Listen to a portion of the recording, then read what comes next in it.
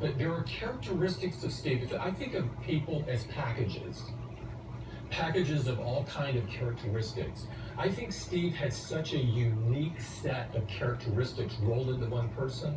I've never met anyone on the face of the earth like him before. It's a privilege of a lifetime. Anyone on the face of the earth like him? Not one person. Not one.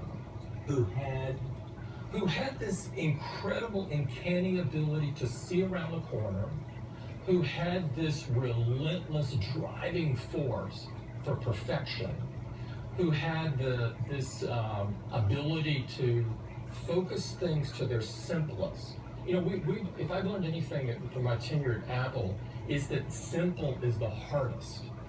It's so easy to come up with a complex solution to something. It's so easy to design a complex product, but it's so hard to get it really simple, to peel things back to their core. He had a way of doing that infused in all of us how to do it. How would he express it? It wasn't always, it wasn't a teacher-student kind of thing, although maybe I look back on it, I would describe it like that. It was just how he conducted himself every day. I mean, from the clothes he wore, he didn't want to make a decision about what to wear, so he wore the same thing.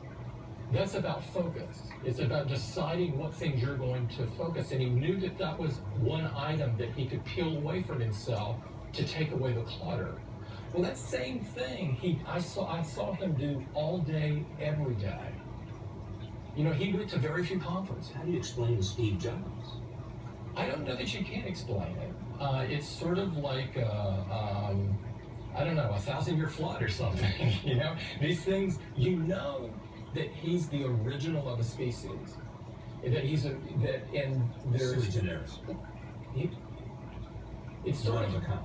One of a kind. He taught you sort of like Halley's Comet. Except that came along a lot more often than Steve Jobs did, I think. He taught you about living. He did.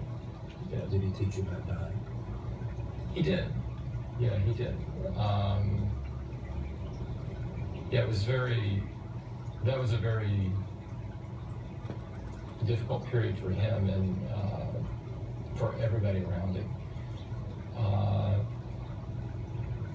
But there were many, many things he taught me and how he did that. I mean, from a point where I think I've said this once or twice before, but I went over to his house sometimes after work, and one day in particular he was in such bad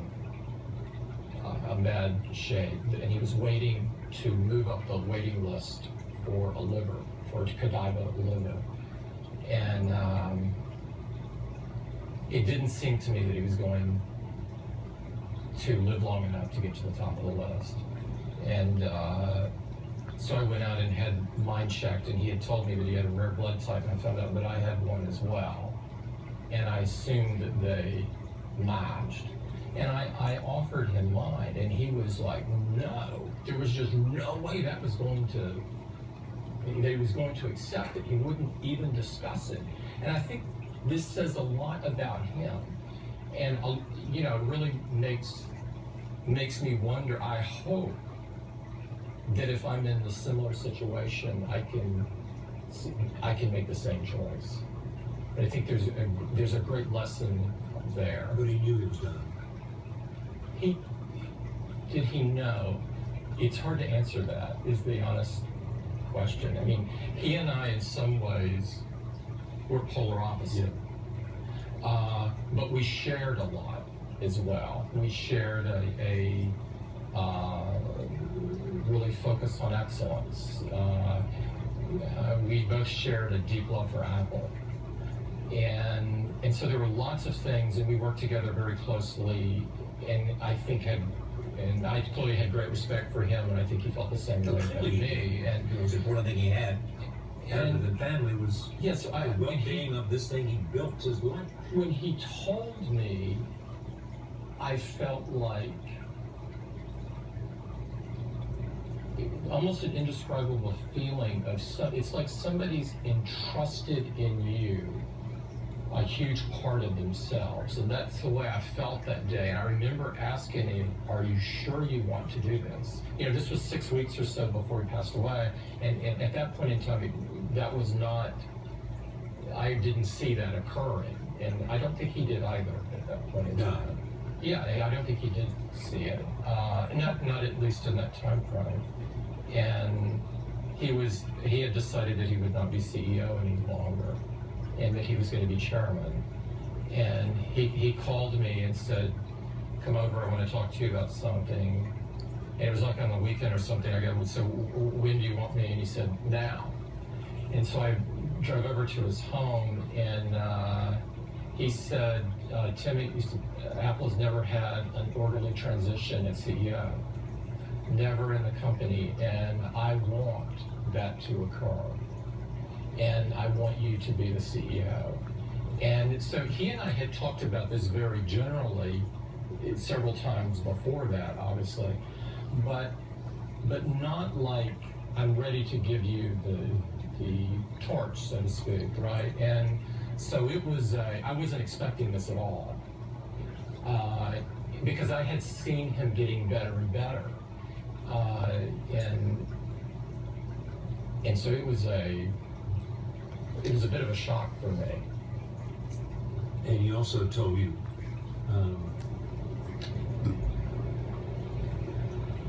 not to think about what he would do. He did. He mentioned that he had watched what happened to Disney when Walt passed away, and he described the company as being paralyzed, of sitting in meetings and trying to guess at what Walt would do in whatever situation it was.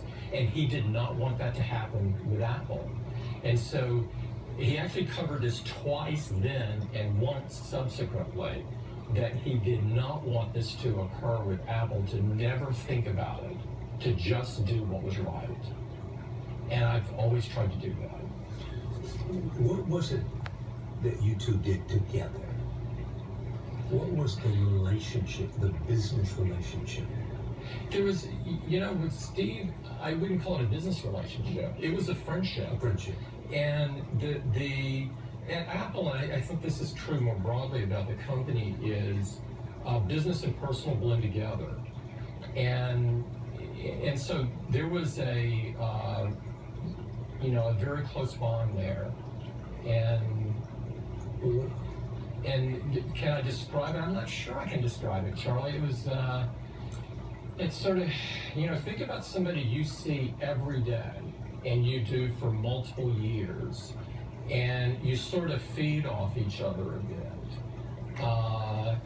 That's the way I felt about Steve.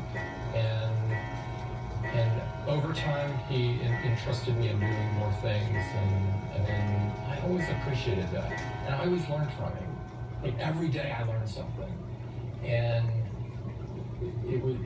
it was a privilege of a lifetime. It can't be more different. You come or not. You come. One of the beauties in Steve is he didn't want everybody to be alike.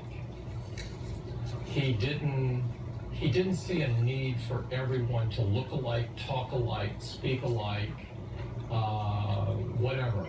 He didn't put everybody through a car wash and get a chiclet out the other side. And so I think you can tell in his selection that that's not how he thought.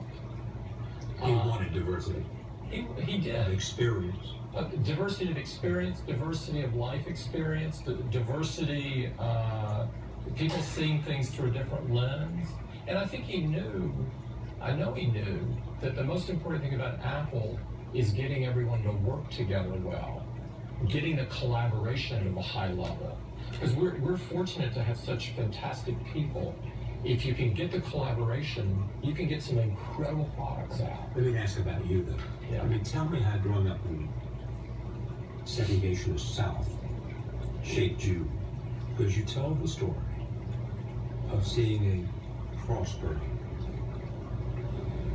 and hood comes off, and you saw, as you were on your bicycle, someone you knew, and you said, it's seared on your brain, and it changed your life forever. There were so many things, Charlie, with growing up, where, and this was a period of time, keep in mind, I grew up in the 60s and the 70s.